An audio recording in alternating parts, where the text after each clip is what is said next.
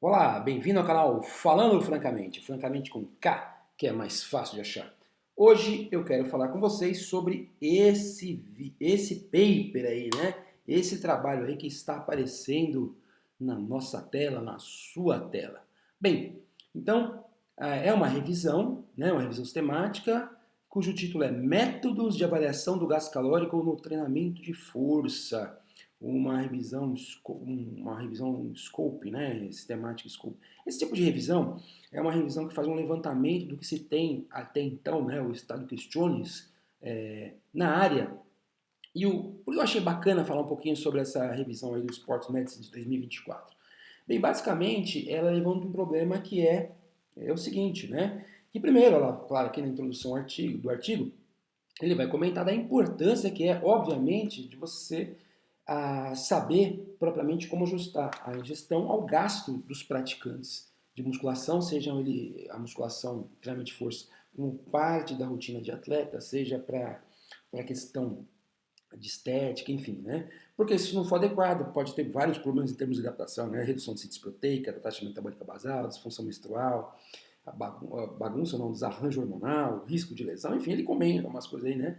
E aí, então, ele diz, olha, o dietitian, né, o nutricionista americano lá, ele teria, então, que ter uma boa precisão nessas medidas. E aí é justamente onde entra o aspecto interessante do estudo. Porque eles aqui, eles fazem toda aquela figura, né, mostrando um monte de trabalhos que foram levantados, e aí você vê que no final de todo o procedimento que eles detalham aqui na figura, eles ficaram com 166 trabalhos. Desses 166, 186 usaram a calorimetria indireta.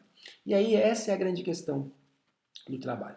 Para quem não lembra, né, quando a gente mede o gasto calórico, a gente pode medir a liberação de calor diretamente decorrente do processo energético, então a gente chama disso de calorimetria direta. Quando você não tem um calorímetro desse tipo, né, um aparelho que dá para medir o calor direto, você mensura indiretamente através do consumo de oxigênio. Então, como é o consumo de oxigênio lá que está ligado diretamente à oxidação dos substratos no nível celular, então, ao mensurar o consumo de oxigênio, lá, CO2 e tudo mais, né, liberado, eu consigo calcular lá alguns fatores relacionados ao gasto calórico, ao substrato utilizado, enfim.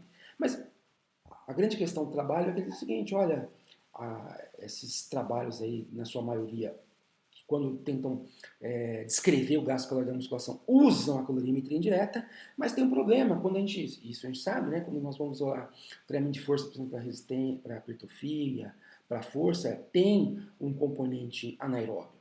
Principalmente se você pensar em até exaustão, ligado a mais repetições, né, ligado ali treinamento de hipertrofia, ele tem um componente glicolítico. E aí ele comenta aqui em algum momento que esse componente glicolítico pode chegar, por exemplo, até 40%.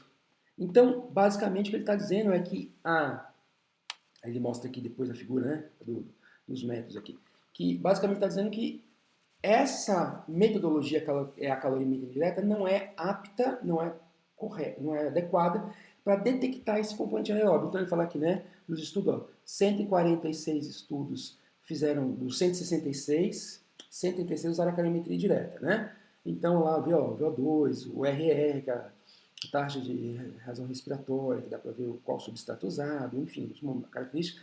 Alguns usaram ali, tentaram quantificar o metabolismo glicolítico desse 136 também, além da calorimetria, tentaram, né, como através do lactato ou déficit de O2. Alguns estudos usaram monitores, e aí ele comenta que é uma coisa interessante, que esses relógios, essas tecnologias, sensores, né, de gasto calórico, eles também são baseados, muitos deles, em frequência cardíaca. Então, teria aí, nesse monitor de frequência cardíaca, estaria embutido também a imprecisão aí da questão aeróbia e não perceber o anaeróbio. E aí tem outros métodos, como ele fala aqui, por exemplo, o equivalente metabólico, o MET, e aí comenta também que, por exemplo, nas tabelas de MET, tem uma seção de treinamento de força, variação de gastão, sei lá, eu até anotei aqui, 4, 3,5, 5 e 6 pela tabela lá, o compêndio de atividades físicas. E na literatura varia de 3 a 8 METs. Então, de novo, né, quando você fala assim, tá bom, eu vou lá treinar, fazer uma sessão de treinamento de força e avaliar em MET, não está muito preciso. Então, basicamente, o que o trabalho fala que é muito bacana é isso, olha, a gente tem uma necessidade de medir o gasto calórico na musculação, E eu vou fazer um levantamento da literatura e descubro, então, que a maior parte desses estudos usaram calorimetria indireta, consumo de oxigênio, né, traduzindo, para medir esse gasto calórico. Porém, embora para estudos que são aeróbios, de atividade aeróbia contínua, tem estado estável, a calorimetria indireta é perfeita. Para atividades intermitentes de curta duração, onde não há um estado estável, né, essa metodologia não quantifica essa parte. Então, a grande maioria dos estudos não quantifica isso, então tem uma imprecisão nesses cálculos, tá? E aí, outros estudos, outros que usaram relógio também tem imprecisão, estudo que usou o equivalente metabólico, os METs, também tem imprecisão. Tá? E aí ele fala do lactato, que pode ser uma variável, que a gente viu ali, um pouco de estudo de glicolítico. Então, quando você combina a calorimetria indireta, perdão, junto com o lactato, pode melhorar um pouco. Mas o que eu achei bacana do trabalho é isso, né?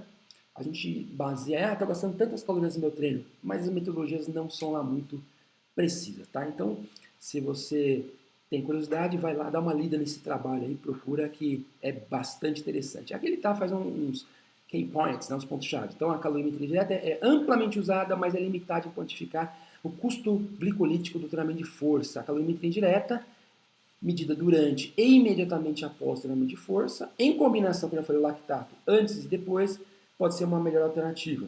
As pesquisas futuras devem criar algum método válido para quantificar essa contribuição glicolítica. Tá? Então, da próxima vez que você achar o reloginho, algum estudo aí e tal, vai dar uma olhada como que estão calculando esse gasto calórico na musculação, que pode ter uma variação grande aí, pode ter falha, ok? Então é isso, obrigado, deixe seu like aí, se inscreva no canal e até o próximo vídeo. Um grande abraço, tchau, tchau!